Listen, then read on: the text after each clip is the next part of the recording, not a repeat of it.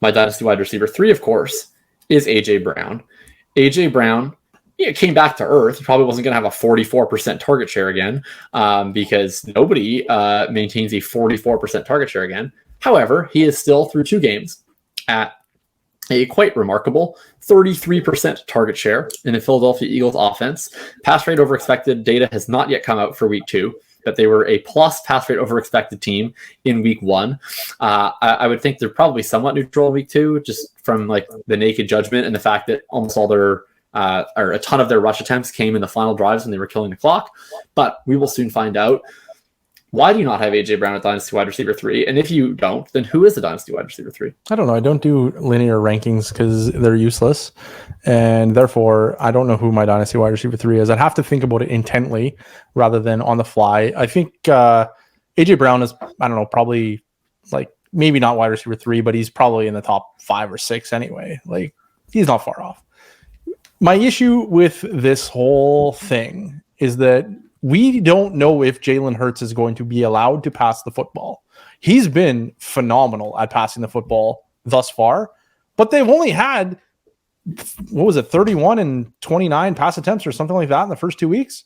Like, they're passing at the same rate they were passing last year, which is that because they get out to these huge leads? Or what about the shootout with Detroit? Remember the shootout?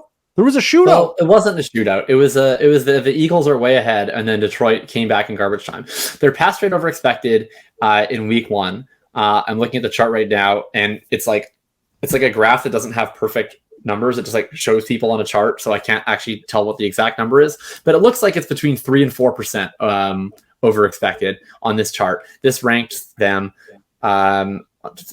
This ranks them 12th after the first week. Again, haven't seen week 2 yet, but I would expect it to be somewhat similar.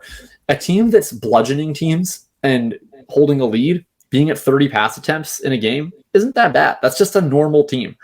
Obviously, I don't think that the Eagles are going to be like the Tampa Bay Buccaneers, where they're just like passing, like the Buffalo Bills last night, where it's like they were up by 24 points. They're like, let's get more.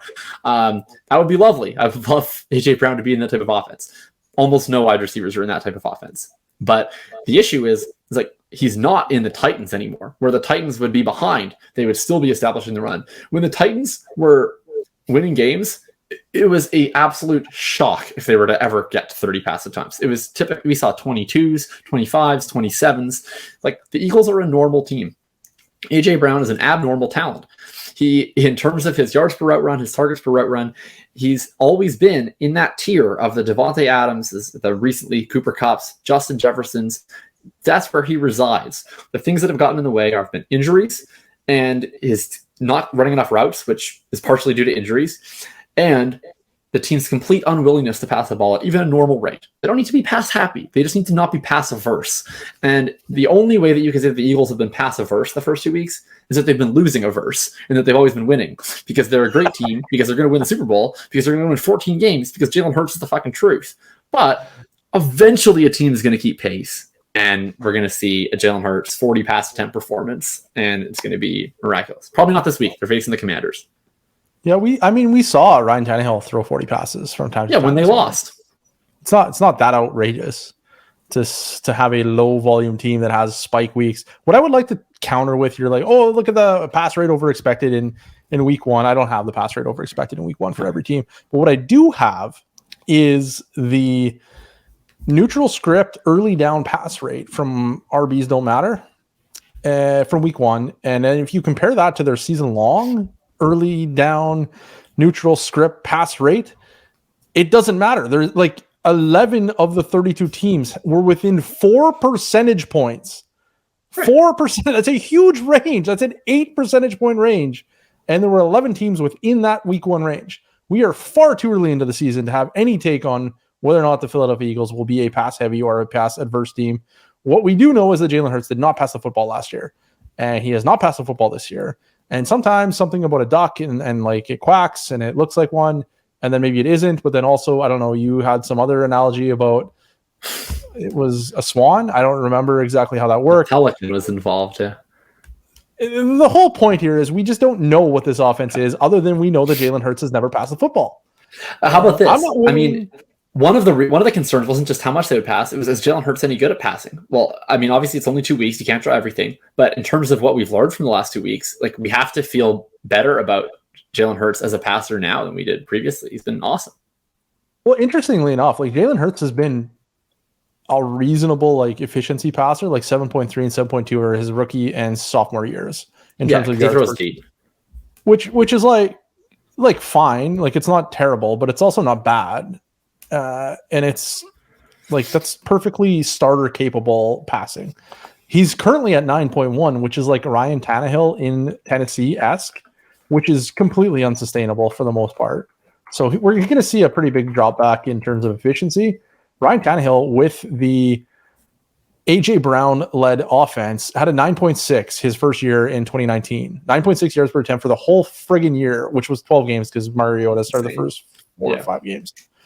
Like, it was absurd. And then he went to 7.9 thereafter and 7.0 last year. So, like, Jalen Hurts is a Ryan Tannehill level passer probably that also rushes a hell of a lot.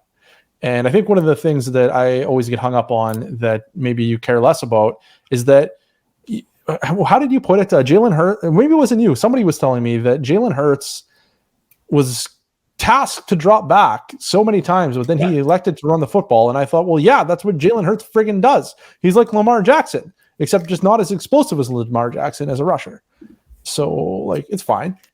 It's their first game was particularly like outliery though, because we were talking about the pass attempts. So remember I was talking about with Baker Mayfield, the percentage of targeted throws. The first week, Jalen Hurts dropped back to pass 41 times. Only 25 of those resulted in a targeted throw. That was 61%. That's like, that will be one of the lowest marks that we will see the entire year. This week, we had like a much more normal rate for a rushing quarterback, which was 79%. Baker Mayfield converted into, well, Baker was at 71, so right in the middle. Like I expect that that's more in line with what we'll see out of Hurts. He's going to scramble more than the average quarterback. That's going to eat up dropbacks. Absolutely. Like if they are a plus pass rate over expected team, subtract the scrambles, they're probably an average actual pass rate team. But I don't think that they're pass averse. I think they're going to pass plenty more than the Tennessee Titans. Is Jalen Hurts in the elite tier? Like, does he belong in Dynasty after 2 weeks with Kyler Murray, Lamar Jackson, maybe not quite Josh Allen and Patrick Mahomes? So, like, is he up in that tier already for you, or are you exercising even like an ounce of caution and like, just anything? Like, are you rushing out the best case scenario? Or are you using some level of restraint here? I'm not. So I think that it's very easy to frame my 2 week change in Jalen Hurts' opinion as an overreaction, which I think is fair because I was not as high all offseason on Jalen Hurts as I should have been. It is by far my number one biggest regret, as people will remember that listen to our episode together on the Full Tilt podcast or just like followed us on Twitter last summer.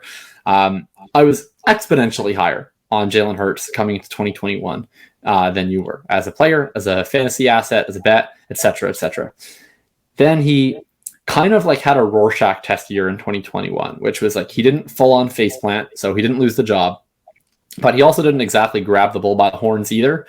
And my position going in was like worst case scenario, he's going to be kind of what I thought he was in 2021. Because I had some degree of confidence that he wasn't going to full flame out. And I was pretty comfortable making the bet that like worst case, I'm just going to take the fantasy points and then I'm going to cash out at the end of the year without losing much of a cost. And that's just kind of what I did. And I think that at the time that like pre-AJ Brown trade, I think that was honestly like a fine bet. There was some risk that they might trade for Russ. There was some risk they might trade for Rodgers. Like who knows what they were going to do with Watson. The draft had still yet to come up. At that point, they hadn't traded a pick away to the Saints. Maybe they would even come up and pick a quarterback for goodness sake. Who knows? Then they do the draft and they don't get any of the big buy quarterbacks. They actually go get one of the best wide receivers on the planet to pair with an already really good wide receiver in Smith and a really good tight end in Goddard. And I should have adjusted far more. I kind of looked at it as I was like, oh, like that's a nice upgrade for Hurts. He'll score a lot of fantasy points this year, but the bet's kind of the same. And I don't think that I should have. I think that I should have been like, okay, this is a guy who's probably good enough to succeed in the NFL in general. And given this level of weaponry, the threshold he needs to reach to continue to keep his job is so much lower because he's going to have these players doing so much work for him.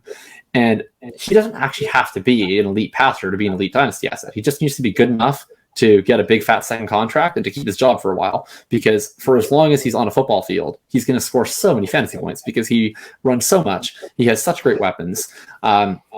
He's everything that we want in a fantasy quarterback. So I should have been way, way higher on Jalen Hurts this whole time. I apologize. I corrected like very much at the end, and I got a couple in the early second round of my last couple startups. But like I should have, there was times where he was falling into the third round in the offseason, like pre-AJ Brown trade, and I like lie awake at night, and it haunts me that I don't have exponentially more Jalen Hurts in Dynasty.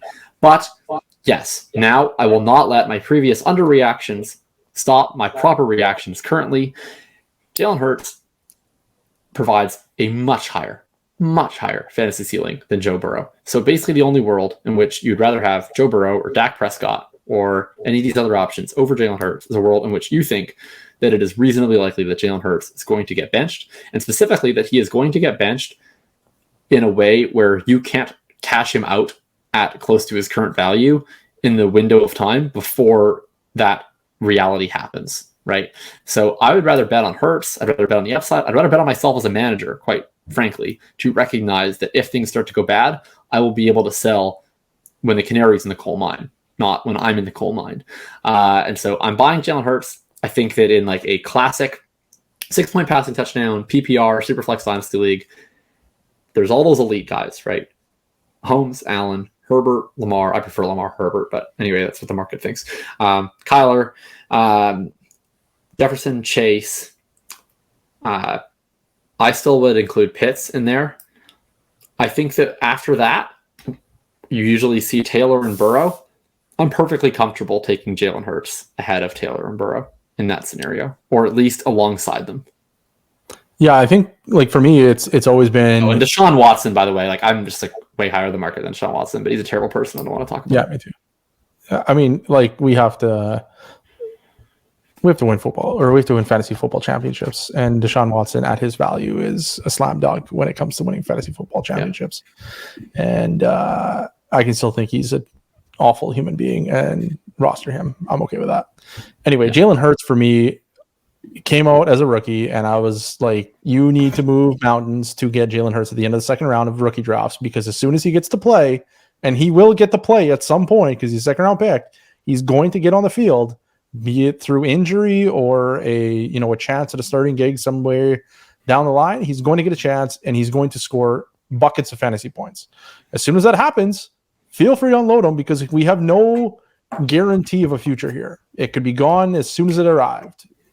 But in that few games, or maybe lots of games, we're going to get a lot of fantasy points. So cash out, and then we'll buy back in someday if it looks like he's going to be for real. At this point now, not necessarily because of the first two games. I was actually kind of leaning this way, and I mentioned it once or twice in the Discord over the summer. I'm kind of leaning towards, even if Jalen Hurts isn't the franchise quarterback for the Philadelphia Eagles, he's going to get another chance to be quarterback somewhere. Like, he's not done if he is done in Philadelphia after this year. Yeah. And then the first two games happen. I'm like, wow, he's probably going to be the franchise quarterback of the Philadelphia Eagles, unless things go like really, really bad. But I don't think they're going to go really, really bad.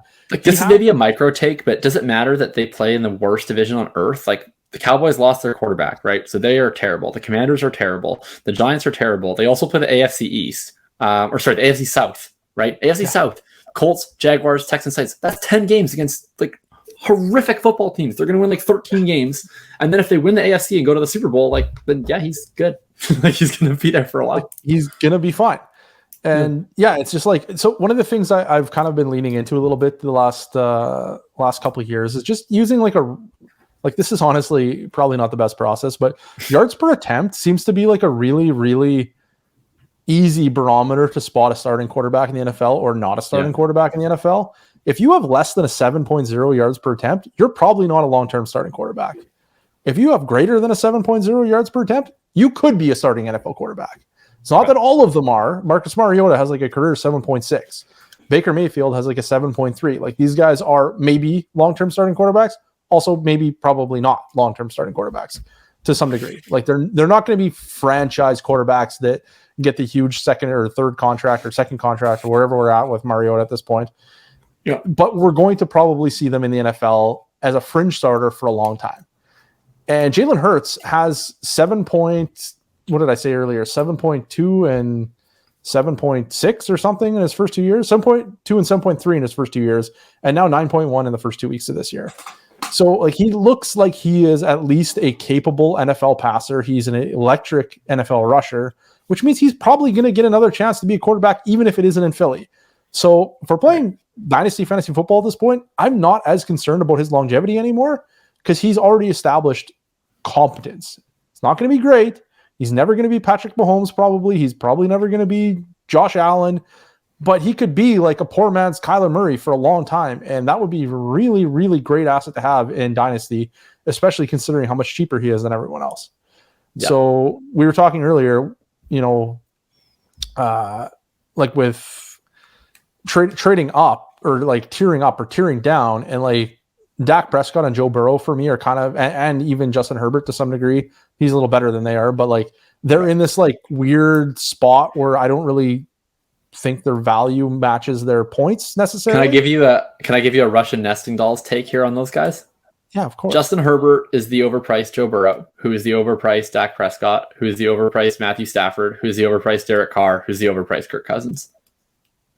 Wait, you think that Carr is better than Cousins? No, I just think that he costs more, so thus he's the overpriced version.